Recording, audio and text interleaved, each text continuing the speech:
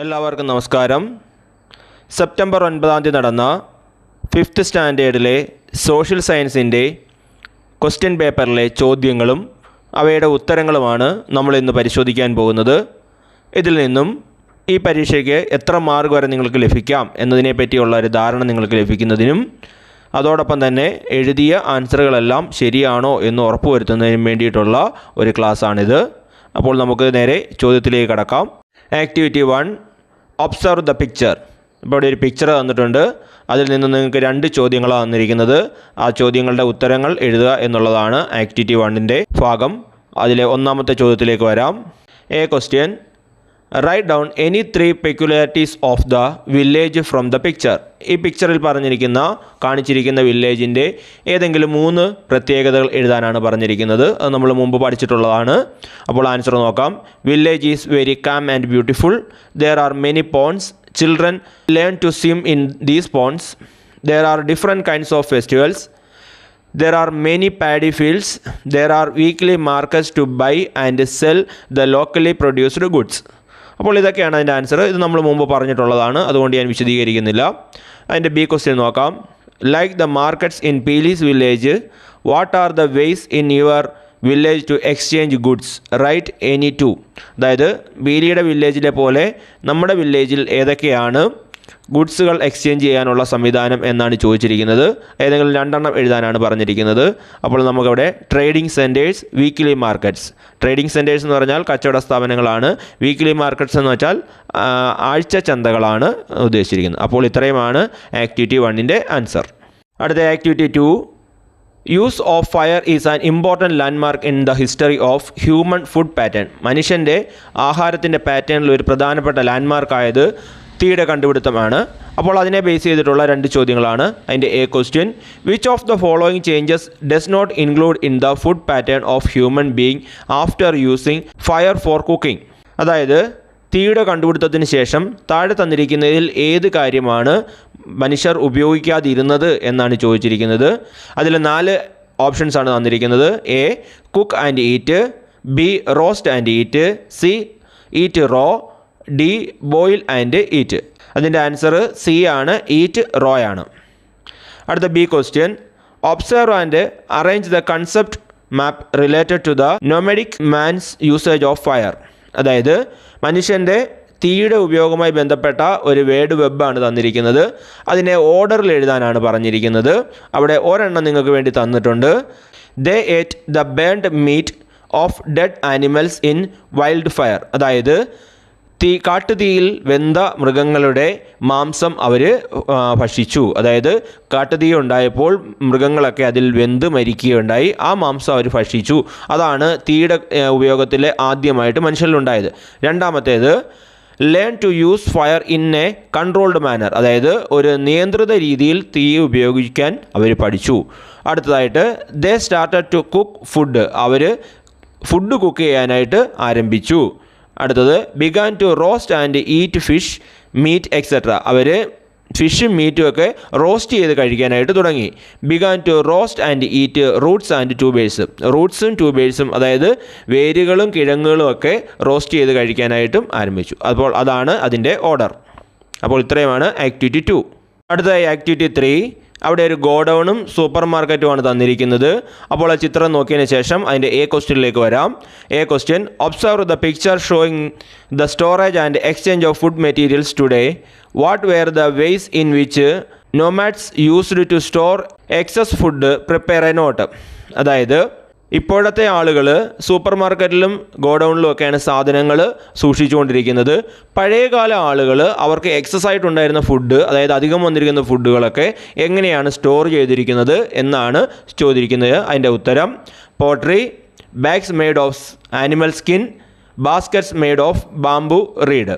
അതായത് പോട്ടറി എന്ന് പറയുന്നത് മൺപാത്രങ്ങളാണ്. അടുത്തത് bags made of animal skin എന്ന് പറഞ്ഞാൽ മൃഗത്തോൽ കൊണ്ട് നിർമ്മിച്ച സഞ്ചികളാണ്. അടുത്തതായത് ബാസ്ക്കറ്റ് മെയ്ഡ് ഓഫ് ബാംബൂ റീഡാണ്, അതായത് ഈറ കൊണ്ട് നിർമ്മിച്ച കുട്ടകളൊക്കെയാണ്. ഇതിലാണ് പഴയകാല ആളുകൾ ആഹാരങ്ങൾ സൂക്ഷിച്ചു വെച്ചിരുന്നത്. അപ്പോൾ എൻ്റെ B question, name the manner in which goods were exchange before the coin system. അതായത് നമ്മുടെ നാണയങ്ങളൊക്കെ ഉണ്ടാകുന്നതിന് മുമ്പ് ആളുകൾ ഭക്ഷണങ്ങൾ അല്ലെങ്കിൽ സാധനങ്ങളൊക്കെ കൈമാറുന്ന രീതിയെ, പരസ്പരം കൈമാറുന്ന രീതിയെ പറയുന്ന പേര്, അതിൻ്റെ പേരാണ് ബാർട്ടർ സിസ്റ്റം. അപ്പോൾ ഇത്രയുമാണ് ആക്ടിവിറ്റി 3-ക്കകത്ത് പറയാനുള്ളത്. അടുത്തതായി ആക്ടിവിറ്റി 4 ആണ്. അപ്പോൾ അതിനകത്ത് കുറച്ച് ചിത്രങ്ങൾ തന്നിട്ടുണ്ട്, കുറച്ച് വർക്കേഴ്സിൻ്റെ പടങ്ങളാണ് തന്നിരിക്കുന്നത്. അത് നോക്കിയതിന് ശേഷം താഴെ തന്നിരിക്കുന്ന ക്വസ്റ്റ്യൻ വായിക്കാം.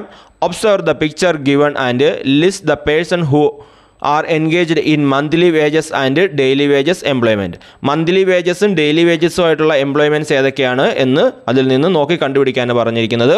അപ്പോൾ മന്ത്ലി വേജസ് നോക്കാം. Police, doctor, teacher. Daily wages wood cutter, head load worker, construction worker. അപ്പോൾ ഇതാണ് ക്വസ്റ്റ്യൻ. അടുത്തതായിട്ട് B question, what do you mean by employment, prepare a short note. Employment എന്താണ് എന്നാണ് ചോദിക്കുന്നത്. Answer, employment is the work done by a person physically or intellectually for income.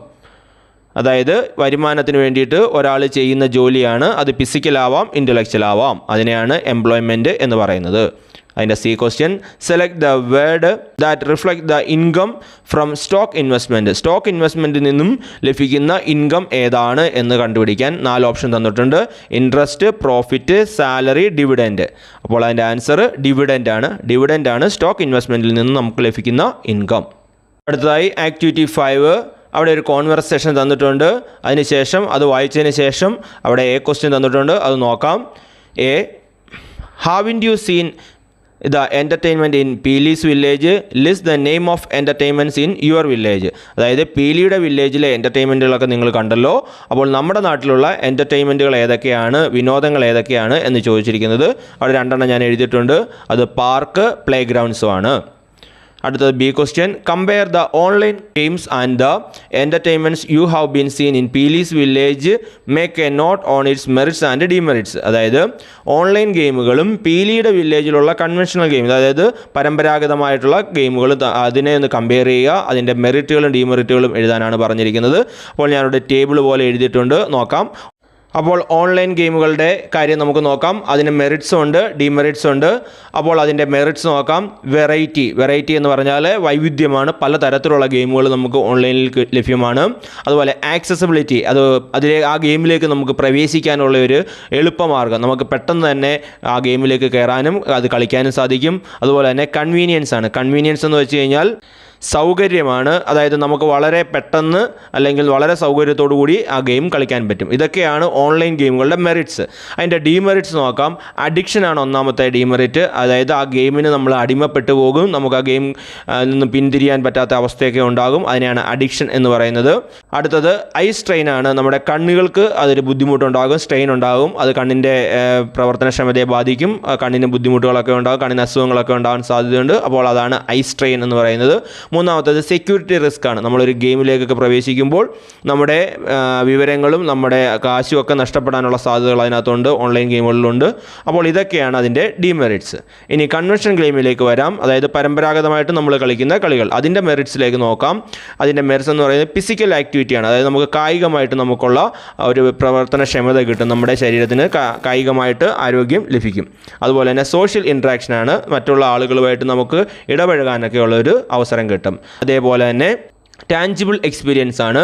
അതായത് നമുക്കതിനെ തൊടാനും അനുഭവിക്കാനും ഒക്കെ ഉള്ള ഒരു അവസരം നമുക്ക് കിട്ടുന്നുണ്ട്.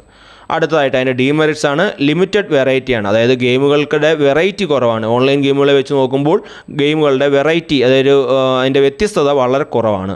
അതുപോലെ ലിമിറ്റഡ് ആക്സസിബിലിറ്റിയാണ്. അതായത് എല്ലാവർക്കും ഇത് കളിക്കാനുള്ള ബുദ്ധിമുട്ട് വരും. അതായത് എല്ലാവർക്കും അതിൻ്റെ സമയം അനുസരിച്ച് എല്ലാവരുടെയും കൂടെ സമയം നോക്കി കളിക്കുക ഒക്കെ അങ്ങനെയൊക്കെയുള്ള ഒരു അവസരം വരുമ്പോൾ എല്ലാവർക്കും ഇത് കളികളിലേക്ക് വരാനൊക്കെ ഉള്ളൊരു ബുദ്ധിമുട്ടുണ്ട്. അതേപോലെ എക്സ്പെൻസീവ്, അതായത് നമുക്ക് ഈ ഫുട്ബോൾ, ക്രിക്കറ്റ് പോലെയുള്ള കളികളൊക്കെ ആണെങ്കിൽ കുറച്ച് എക്സ്പെൻസീവ് ആയിരിക്കും. സാധനങ്ങളൊക്കെ വാങ്ങിക്കുന്നതിന് വേണ്ടിയിട്ടൊക്കെയുള്ള കാശ് നമ്മൾ ചിലവഴിക്കേണ്ടി വരും. അപ്പോൾ അങ്ങനെയൊക്കെയുള്ള എക്സ്പെൻസീവ് വരും. അപ്പോൾ ഇതാണ് ഓൺലൈൻ ഗെയിമുകളുടെയും കൺവെൻഷണൽ ഗെയിമുകളുടെയും മെറിറ്റ്സും ഡിമെറിറ്റ്സും. അടുത്ത ആക്ടിവിറ്റി 6 ആണ്. അതിൻ്റെ A question complete the concept map related to cloth manufacturing sector. അതായത് വസ്ത്രനിർമ്മാണവുമായി ബന്ധപ്പെട്ട ഒരു കൺസെപ്റ്റ് മാപ്പ് തന്നിരിക്കുന്നു, അത് കംപ്ലീറ്റ് ചെയ്യാനാണ് പറഞ്ഞിരിക്കുന്നത്. അത് വളരെ ഈസി ആയിട്ടുള്ള ഒരു ചോദ്യമാണ്. Fibres used to make clothes, അതായത് ക്ലോത്ത് നിർമ്മിക്കുന്നതിനുള്ള ഫൈബേഴ്സ് അത് രണ്ട് രീതിയിലാണ്. ഒന്ന് നാച്ചുറൽ ഫൈബേഴ്സ്, അടുത്തത് സിന്തറ്റിക് ഫൈബേഴ്സ്. അതായത് നാച്ചുറൽ ഫൈബേഴ്സിനെ രണ്ട് രീതിയായിട്ട് തിരിക്കാം. ആനിമൽ ഫൈബേഴ്സ് ഉണ്ട്, അതേപോലെ തന്നെ പ്ലാന്റ് ഫൈബേഴ്സ് ഉണ്ട്. ആനിമൽ ഫൈബേഴ്സ് എന്ന് പറയുന്നത് സിൽക്ക്, വൂള് ഒക്കെയാണ്. അതേപോലെ തന്നെ പ്ലാന്റ് ഫൈബേഴ്സ് എന്ന് പറയുന്നത് കോട്ടൺ, ജൂട്ടാണ്. ഇനി സിന്തറ്റിക് ഫൈബർ എന്ന് പറയുന്നത് എക്സാമ്പിളായിട്ട് പറയുന്നത് പോളിസ്റ്റർ, നൈലോൺ ഒക്കെയാണ്. അപ്പോൾ അതാണ് എ ക്വസ്റ്റ്യൻ. അടുത്തതിൻ്റെ ബി ക്വസ്റ്റ്യൻ നോക്കാം. Name a handloom centre in Kerala. കേരളത്തിലെ ഹാൻഡ്ലൂം സെൻറ്ററുകളുടെ പേരാണ് ചോദിച്ചിരിക്കുന്നത്. അത് ബാലരാമപുരം ഇൻ തിരുവനന്തപുരം ഡിസ്ട്രിക്ട്, കുത്താമ്പുള്ളിൽ ഇൻ തൃശ്ശൂർ ഡിസ്ട്രിക്ട്, കണ്ണൂർ. അപ്പോൾ ഇത്രയുമാണ് ആക്ടിവിറ്റി 6. അടുത്തതായി activity 7 complete the identity card given related to food items. അതായത് ഒരു ഐഡൻറ്റി കാർഡ് തന്നിട്ടുണ്ട്, അത് കംപ്ലീറ്റ് ചെയ്യാനാണ് പറഞ്ഞിരിക്കുന്നത്. അപ്പോൾ അത് നോക്കാം. Identity card, food item pineapple, native place അതായത് അതിൻ്റെ ജന്മസ്ഥലം എവിടെയാണ് എന്നാണ് ചോദിച്ചിരിക്കുന്നത്. അത് സൗത്ത് അമേരിക്കയാണ്. The people who brought to India, അതായത് ഇന്ത്യയിലേക്ക് ഇത് കൊണ്ടുവന്നത് പോർച്ചുഗീസുകാരാണ്. സ്പൈസസ് അത് ഫ്രൂട്ടാണ്. അതിൻ്റെ B question make a table of the food items that came to India as part of exchange of food items. Write any four, അതായത് ഫുഡ് എക്സ്ചേഞ്ച് നടന്നതോടുകൂടി ഇന്ത്യയിലേക്ക് എത്തിയിട്ടുള്ള ഫുഡ് ഐറ്റംസിൻ്റെ പേര് ലിസ്റ്റ് ചെയ്യാനാണ് പറഞ്ഞിരിക്കുന്നത്. അപ്പോൾ അതിൻ്റെ ലിസ്റ്റ്: 1 ഗുവ, 2 പപ്പായ, 3 കാഷ്യൂനട്ട്, 4 ടപ്പിയോക്ക, 5 പൊട്ടറ്റോ. അപ്പോൾ ഇത്രയുമാണ് പരീക്ഷയുടെ ചോദ്യങ്ങളുള്ളത്. അതിൽ 7 ചോദ്യങ്ങളാണ് തന്നിരിക്കുന്നത്. 7 ചോദ്യങ്ങൾക്ക് നമ്മൾ ഉത്തരം പറഞ്ഞു. അതിൽ നിങ്ങൾ 5 എണ്ണം വരെ കറക്റ്റായിട്ട് എഴുതിയാൽ മതി. 5 എണ്ണത്തിൽ എഴുതി കഴിഞ്ഞാൽ നിങ്ങൾക്ക് ഫുൾ മാർക്ക് കിട്ടും. അപ്പോൾ നിങ്ങൾ പരിശോധിക്കുക നിങ്ങൾക്ക് എത്ര ഉത്തരങ്ങൾ വരെ ശരിയായിട്ടുണ്ട്. എല്ലാ ഉത്തരങ്ങളും ശരിയായി എന്ന് ഞാൻ പ്രതീക്ഷിക്കുന്നു. എല്ലാവർക്കും നല്ല മാർക്കുകളും കിട്ടും എന്ന് പ്രതീക്ഷിക്കുന്നു. എല്ലാവർക്കും നന്ദി, നമസ്കാരം.